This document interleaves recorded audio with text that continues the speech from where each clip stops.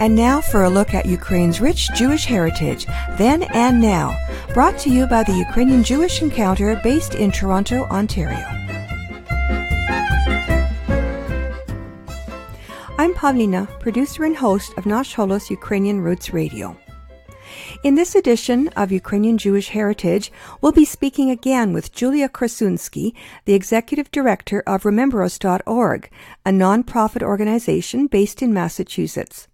We were first introduced to rememberas.org when we learned about their project of planting metasequoia trees at mass grave sites of Holocaust victims. These include her own great-grandparents and many other relatives. By their very nature, these trees are appropriately symbolic for this purpose. They are resilient, able to adjust to different climates, enduring, strong, and perdurable, just like the Jewish people. Thought to be extinct, the metasequoia was discovered in fossils in the 1940s. Today, metasequoia trees can be found in botanical gardens and parks around the world, as well as at a growing number of Holocaust killing sites. The trees have been planted at several sites in Ukraine, and the project continues. However, it is just part of a larger endeavor, as Julia explained in our interview, which aired in June of 2018. In mid-December, she shared some exciting news about the second phase of their project, the opening of a new museum.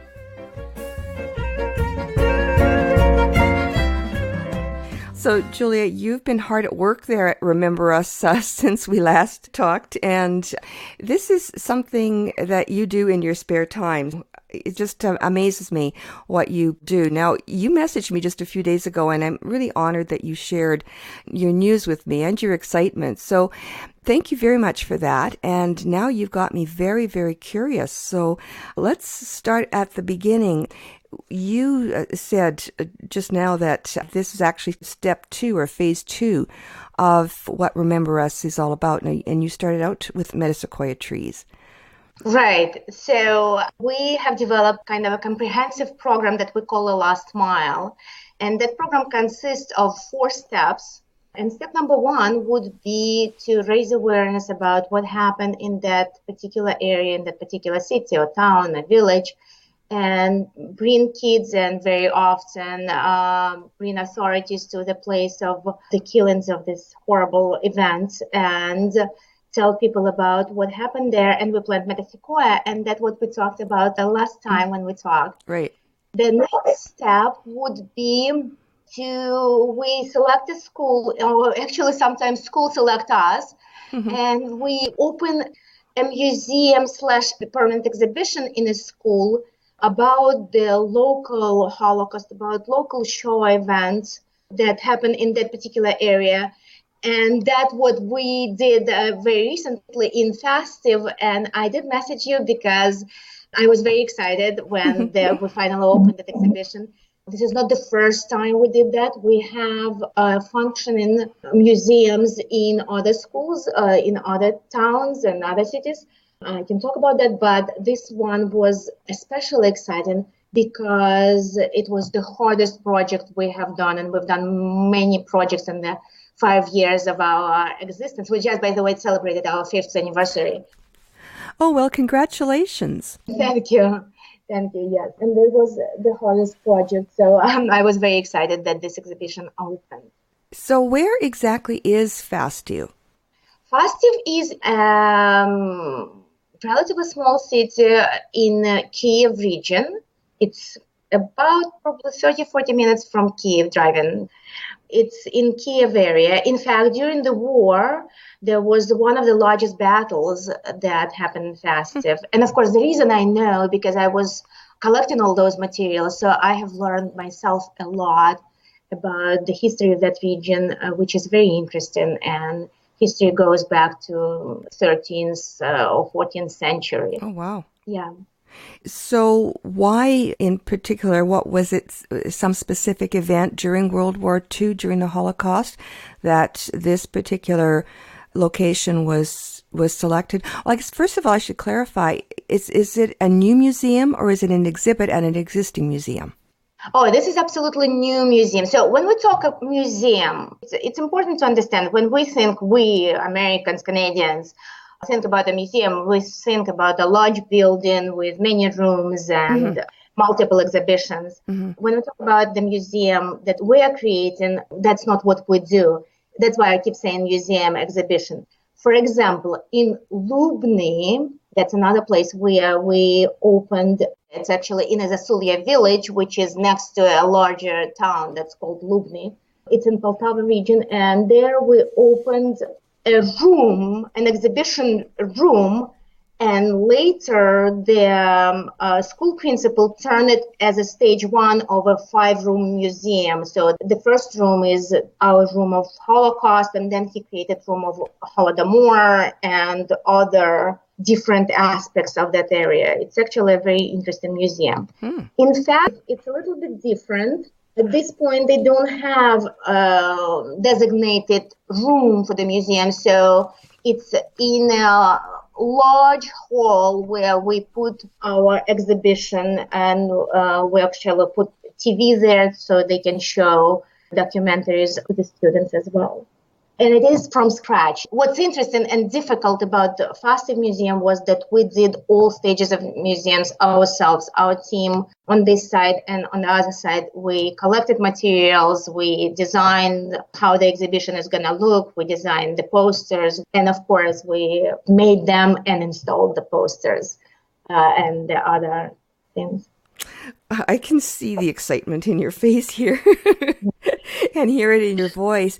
So how then is this different? You said this is the most difficult. I mean, you gave us kind of a list of the things that you did, but did you have fewer people to help with? Or what was it that made it so much more difficult this time? And obviously it is much more of an accomplishment because you overcame those difficulties. So it was the most difficult because of the level of our engagement. In other museums in Kremenchug and Zasulia, we had a different level of partnership and different level of engagement of a local school or Jewish community or non-Jewish community than we had in Fastiv. In Fastiv, that everything was done by our team. And when I say our team, I don't mean only people here in the United States, but also people in Ukraine.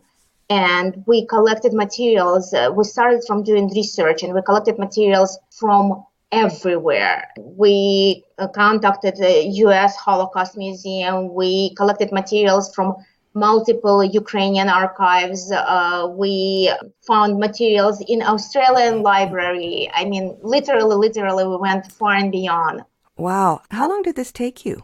I think we started before our forgotten shuttle trips just to getting our act together, which was in the beginning of the summer.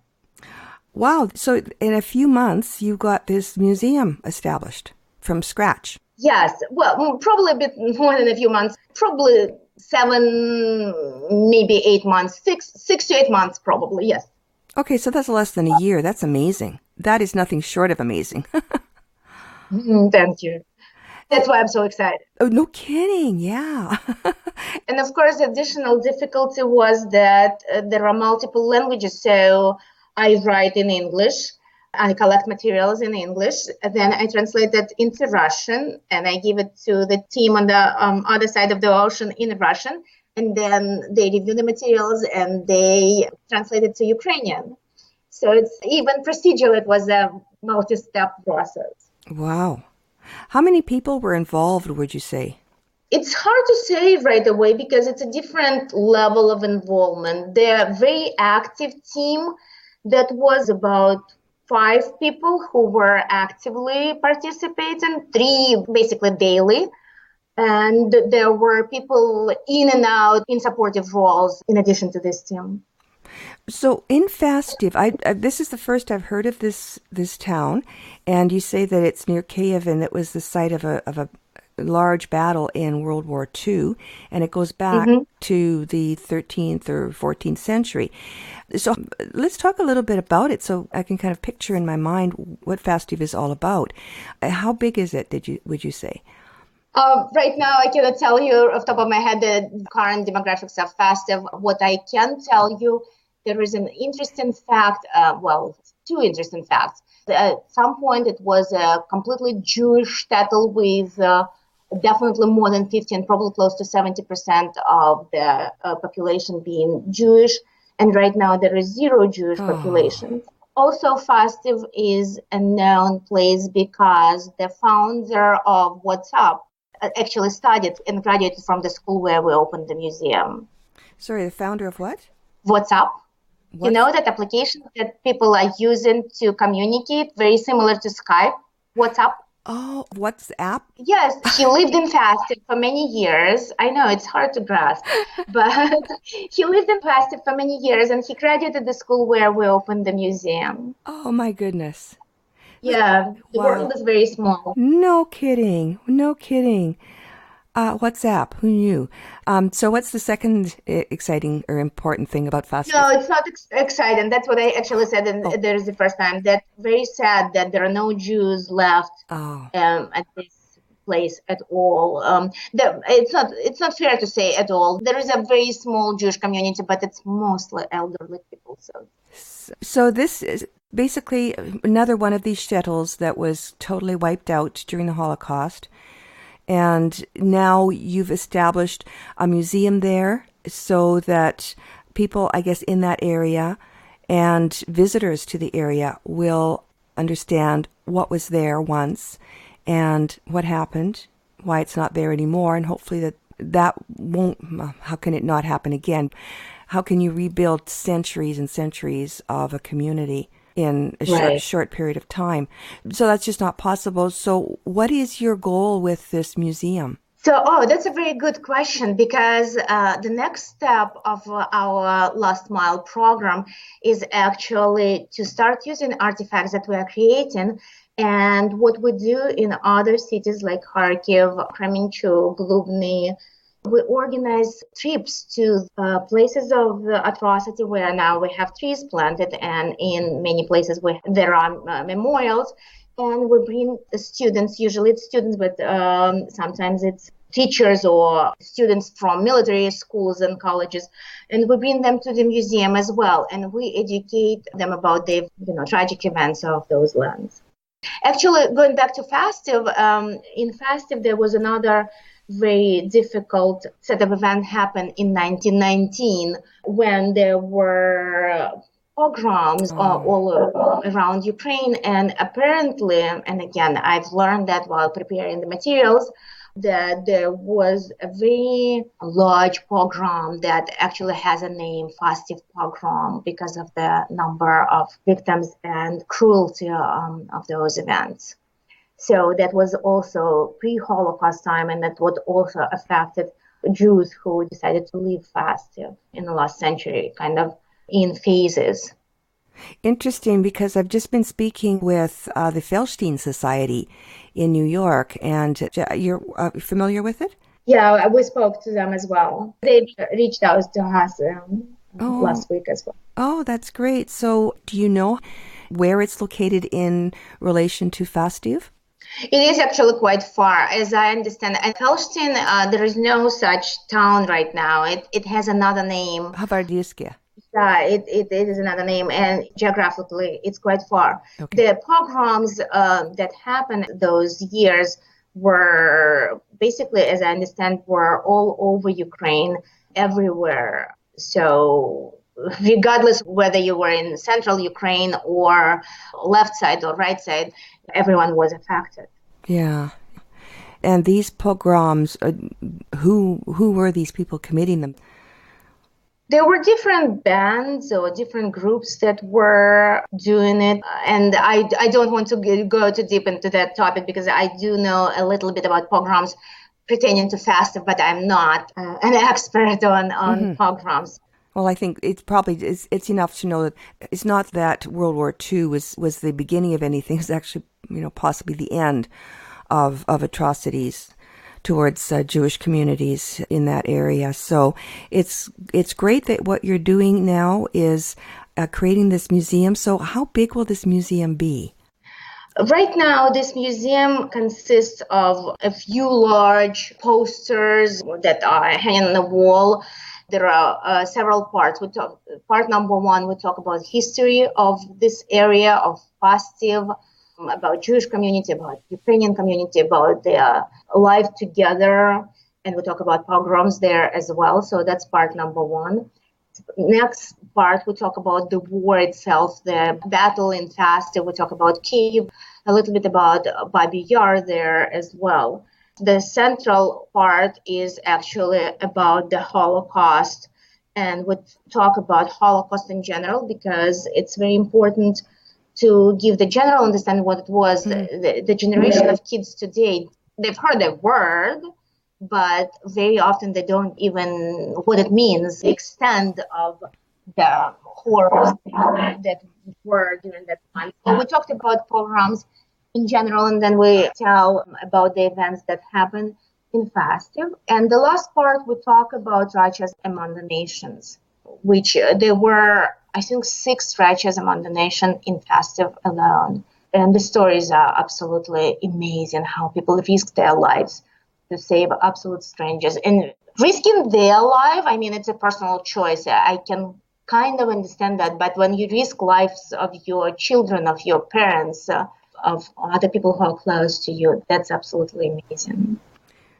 So what is the building? It's right in school. It's just an area in school. Oh, I see. So what you were saying before about museums, as we think of them here in North America as big standalone exhibits, it's a small thing within a school. So is this museum open then officially? Yes, it is open. The official opening in Fastiv Museum was December 13th. Just as I messaged you, I was messaging everyone at that day because I was so excited. It's half a year of a very, very hard, dedicated work, and we were all very, very tired and very excited. Oh, well, congratulations on that fabulous accomplishment. Where can people find information? You must have something online. You've got pictures, I'm sure, as well. Sure. Facebook.com/rememberus.org. We have all picture albums about this museum as well as about all other programs that we have and other museums as well. And if people want to visit, they can contact us and we can arrange to visit to any of the existing museums or any of the memorials that we have contact with. Fantastic. Great work that you're doing, Julia. Thank you so much for sharing the news about this museum in Fastiv, and all the best in your other projects coming up, and hope to talk to you again soon. Thank you so much. That was Julia Korsunsky, Executive Director of rememberus.org, and a new museum which opened recently in Fastiv, Ukraine.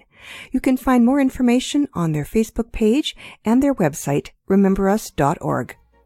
I'm Pavlina, producer and host of Nash Holos Ukrainian Roots Radio. I hope you enjoyed this interview. Until next time, shalom. Ukrainian Jewish Heritage is brought to you by the Ukrainian Jewish Encounter based in Toronto, Ontario.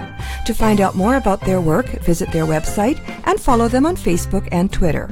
Transcripts and audio files of this and earlier broadcasts of Ukrainian Jewish Heritage are available at their website, ukrainianjewishencounter.org, as well as at the Nash Holos website, www.nashholos.com.